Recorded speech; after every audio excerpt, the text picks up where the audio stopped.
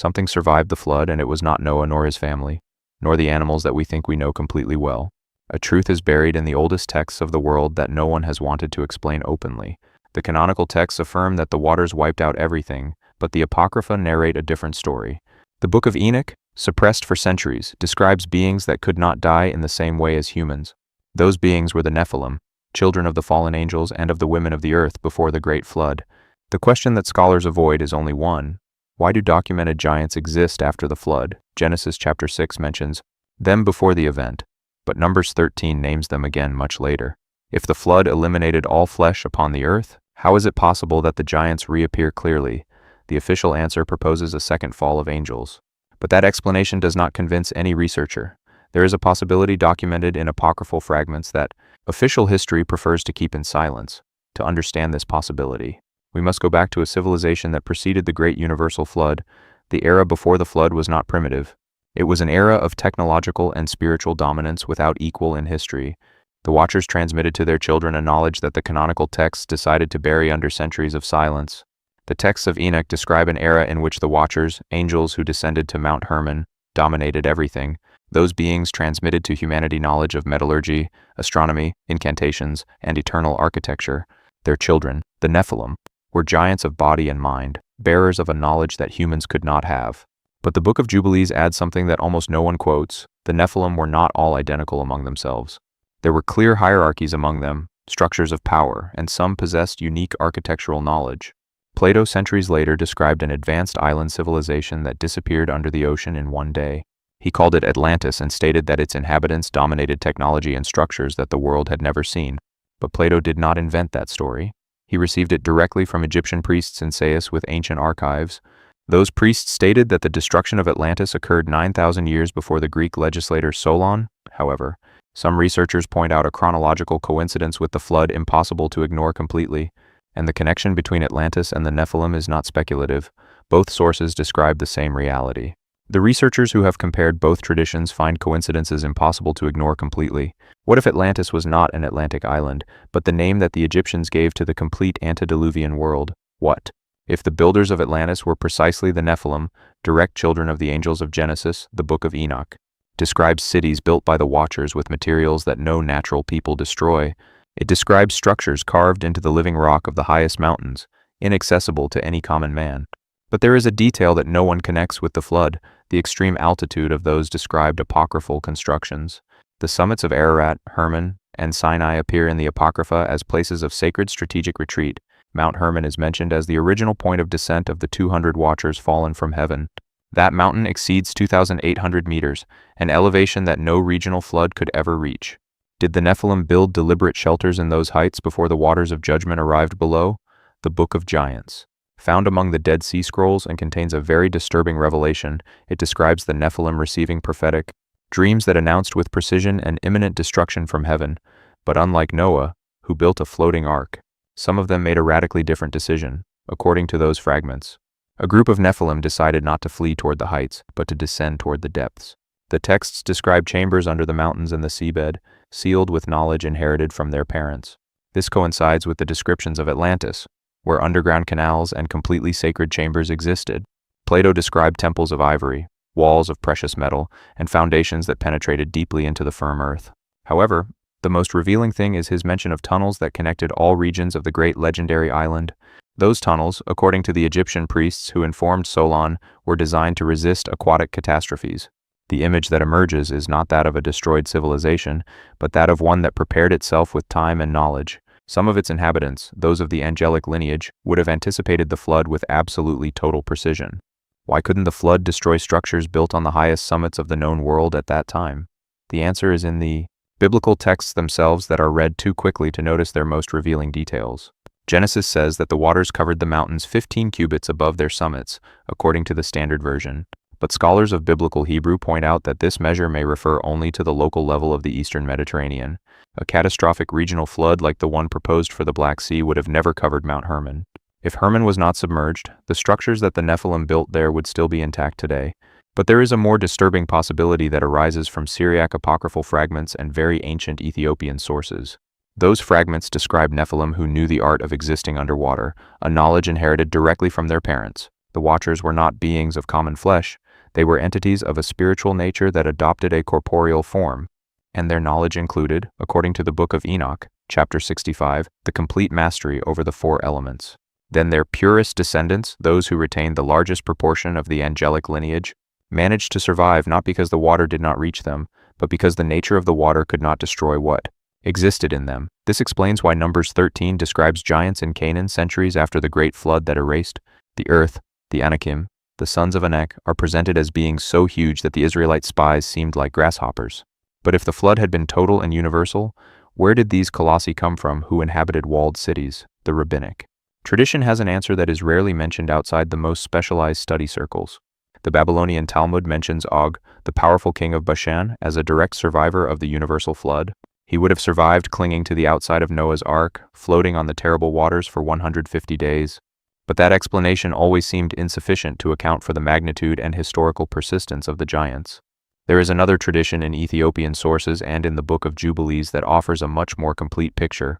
According to that tradition, the spirits of the Nephilim fallen in the flood did not disappear, but became demons.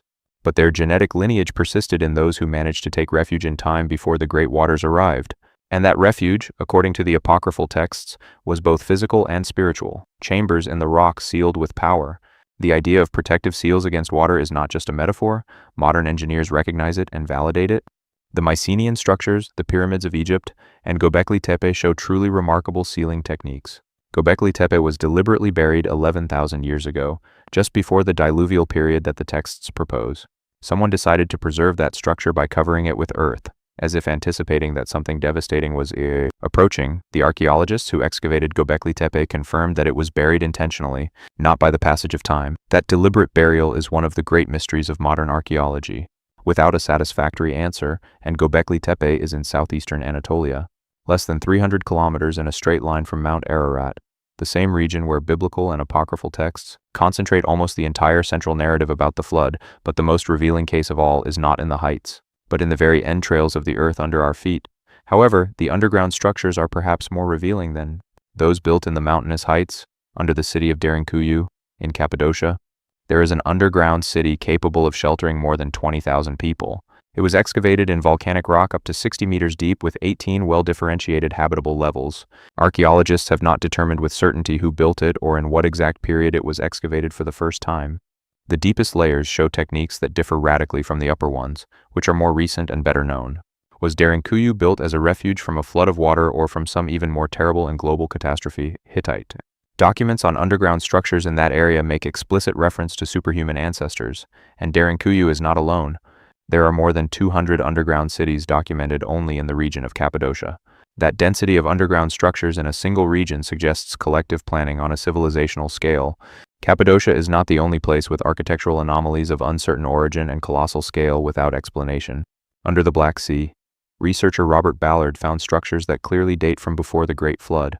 The structures found by Ballard raise questions that conventional archaeology has not been able to answer. Who inhabited the shores of the ancient freshwater lake that we call the Black Sea today before the flood inundated it? Those structures at 90 meters deep include what appear to be foundations of rectangular buildings. The Black Sea was a freshwater lake before the Mediterranean inundated it approximately 7,000 years ago. That event, which many researchers identify with the biblical flood, occurred with extreme speed and violence. The structures at its bottom were not destroyed by the waters, they simply remained submerged and perfectly intact. Intact as if their builders had used materials and techniques designed precisely to resist that event. The image is that of a civilization that knew its destiny in advance and acted accordingly with full decision. A civilization not completely human, bearer of angelic knowledge that built to resist eternity. The Book of Enoch narrates that the Watchers taught the Nephilim the art of cutting stone with maximum precision. That technique appears in Egypt, in the Andes, in Malta, and in pre-dynastic Turkey without any known explanation. The blocks of Sacsayhuaman weigh up to 125 tons and are cut with millimetric precision. No technology from the estimated period for its construction can explain that astonishing level of perfect accuracy. That same constructive pattern appears in Pumapunku, in Bolivia, where the blocks show cuts that defy all logic. The geographical distribution of those techniques spans 5 continents, as if the same master had taught everyone. But if they were built by heirs of the knowledge of the Watchers, then everything fits coherently. And if some of those beings survived in high-altitude shelters or in submarine chambers, they reappeared without a problem. They reappeared in Canaan as Anakim, in Bashan as the Rephaim, in Gaza as the descendants of the powerful Anak. Each group is described in the Hebrew texts with terms that clearly imply superhuman stature and strength. What few connect is that those groups lived exactly in the geographical areas of the described apocryphal shelters. The Rephaim inhabited the region of Hermon, the same mountain where the Watchers descended according to the Book of Enoch. The Anakim controlled Hebron and the mountains of Judah, regions of very high elevations in the ancient Canaanite corridor, and the Philistines of Gaza, where Goliath lived, controlled the coast over the tectonic platform of the deep Dead Sea. The Dead Sea, the lowest point on earth, surrounds a region that shows evident signs of violent catastrophe. Sodom and Gomorrah, destroyed by fire according to Genesis, correspond to geological events of sudden melting of the ground. But that is another separate mystery. Let's return to how the giants managed to persist beyond the universal flood. There is a text that is rarely cited in this specific context and that completely changes the perspective of the subject. The Book of Baruch, a Jewish apocrypha from the 1st century, describes angelic messengers who guard sealed structures. Those structures are repositories of knowledge and life carefully sealed before the Great Flood. The Hebrew term to describe them also means ark, but of a radically different nature than that of Noah, not a floating ark, but a static ark, buried or submerged, built to resist from its own interior. The flood narrative that we know could be only the part of the story that suited the canonical tradition. The other part in the Apocrypha, in the Qumran fragments, and in the Ethiopian traditions of Enoch reveals much more. It tells that not everyone who was supposed to die in the flood died, and that not everyone survived in a floating ark. Some did so through ways that the official texts could not include without questioning the entire coherence of the story. The deepest problem is not theological, but historical. If some Nephilim survived, where is the evidence? The most convincing evidence is in the same texts that affirm that the flood destroyed absolutely everything alive, because those texts in their following chapters present living, active, and organized giants without any explanation. That internal contradiction is not resolved without accepting that something fundamental in the canonical narrative was edited or omitted, and the hypothesis of apocryphal shelters in heights or depths resolves that contradiction elegantly, but there is something else that adds weight to this. Modern geology and oceanography support part of that described scenario. The chains of the Caucasus, the Zagros, and the Taurus form an arc that completely surrounds the Black Sea and the Caspian Sea. That region was the heart of the antediluvian world according to the geography traced by the initial chapters of Genesis, and it possesses the highest elevations in all the Near East, some exceeding clearly 5,000 meters. No regional flood model, not even the most catastrophic proposed by science, would completely cover those summits. Then, the shelters in those heights, if they existed as the Apocrypha describe, would have survived without problems, and their occupants, beings of a partially angelic nature, as the Book of Enoch describes in detail, survived. A final element connects all this with Atlantis in a way that academia has not yet officially formalized. And Plato does not use the word myth to describe Atlantis, he uses the word history and explicitly affirms its veracity. That linguistic nuance that critics frequently ignore radically changes the weight we should give to the story. Plato describes the Atlanteans as direct descendants of the god Poseidon and a mortal woman named Cleito. That description is identical in structure to that of the Nephilim, children of superior beings and of women of the earth. Poseidon in archaic Greek mythology was the lord of the marine depths and of the highest mountains. He controlled precisely the two types of refuge that the apocryphal texts attribute to the surviving Nephilim: the mountains of Hermon, where the Watchers went down, and the depths where they built their preservation chambers. Then, Atlantis and the world of the Nephilim are not two separate mysteries, but a single mystery of two cultures. The Greek tradition called it Atlantis and placed it in the sea.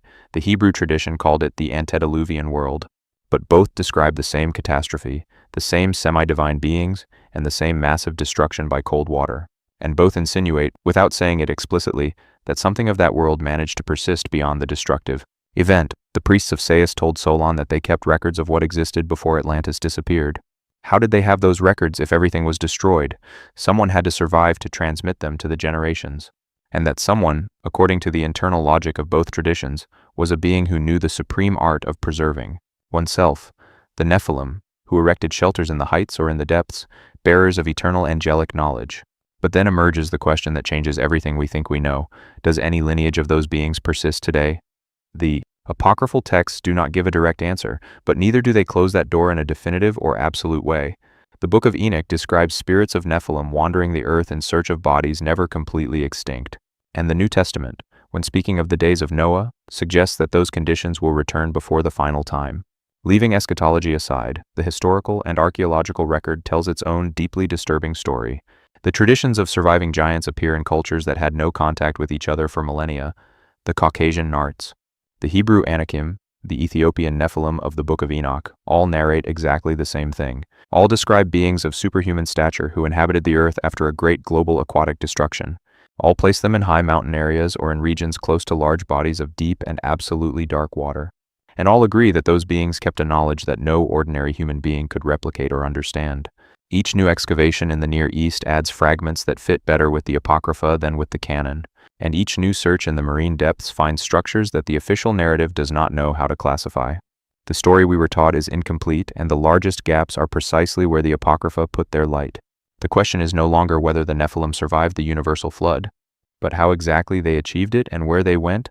The most coherent answer points to a network of shelters strategically distributed before the Great Judgment arrived, shelters on the summits of Hermon and Ararat and also in sealed chambers. Under the Black Sea and the Mediterranean, the truth that the apocryphal texts keep is this: the flood was not the end of the Nephilim, but their transformation. Some died and their spirits became demons, but others persisted in shelters that the water could not defeat. From those shelters emerged the giants of Canaan, the kings of Bashan, and the bearers of the knowledge of Atlantis. Subscribe and activate the bell.